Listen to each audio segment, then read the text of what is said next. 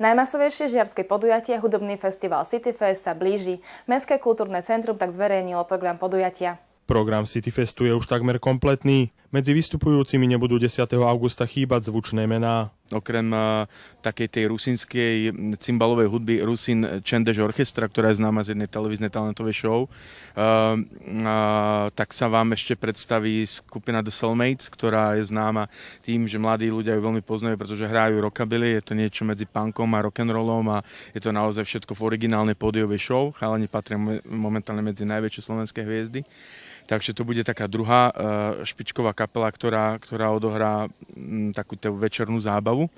No a keď budeme hovoriť o tých hlavných hviezdách, zverejnili sme, že tu budú tvoriť vlastne speváci ako Katka Knechtová so skupinou, ktorá sa vráti na festival po niekoľkoročnej pauze.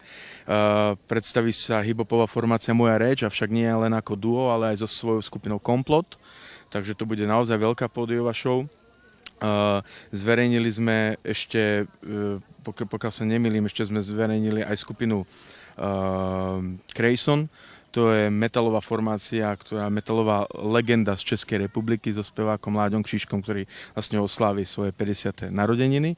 To sme sa rozhodli pre takú špeciálnu kapelku z Českej republiky, medzi jednu najlepšiu koncertnú kapelu v Československu príde skupina Buty, ktorá bude mať premiéru na festivale. A bude to naozaj veľká show a veľké hity, ktoré sa doteraz hrajú v rádiách a v médiách. A zavolali sme ešte jedného Čecha, zavolali sme speváka Janka Ledeckého, ktorý predpokladám, že poteší hlavne ženské publikum so svojimi baladami.